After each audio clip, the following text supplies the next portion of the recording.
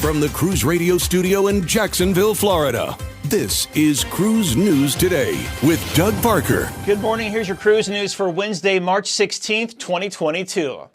The NCL ship that ran aground on Monday in the DR eventually broke free on early Tuesday morning thanks to the incoming tide.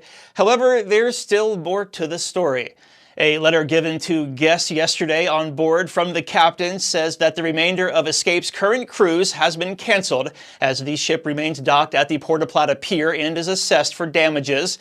Passengers will be disembarked today through Friday and flown to Orlando on charter flights. All passengers are receiving a full refund and an additional 100% future cruise credit for the inconvenience.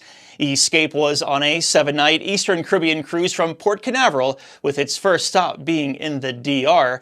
Escape's next cruise from Port Canaveral, a 7-night Western Caribbean cruise, is also canceled. You can read the full letter from the captain at cruiseradio.net. And the Australian government announced that, based on medical advice, its current cruise ban will expire on April 17th. To operate in Australia, cruise lines will need to adhere to measures including additional health screening, testing emergency response plans, and having a vaccination requirement for passengers. International cruise ships will need to meet all state and territory health requirements in places they are docked and sailing from. Many operators, including Carnival Cruise Line and P&O, have already pulled out of Australia for the next year to move their ships to more lucrative waters. And finally, speaking of Down Under, Princess Cruises announced its plans to resume Australia cruising in June. Coral Princess is set to begin sailing from Brisbane before moving to Sydney in August. The line also announced 2 new U.S. homeports starting this year. In September, Diamond Princess will begin sailing 5 to 16-night cruises from San Diego. And in December, Ruby Princess will begin sailing from Galveston, offering 5 to 11-night voyages.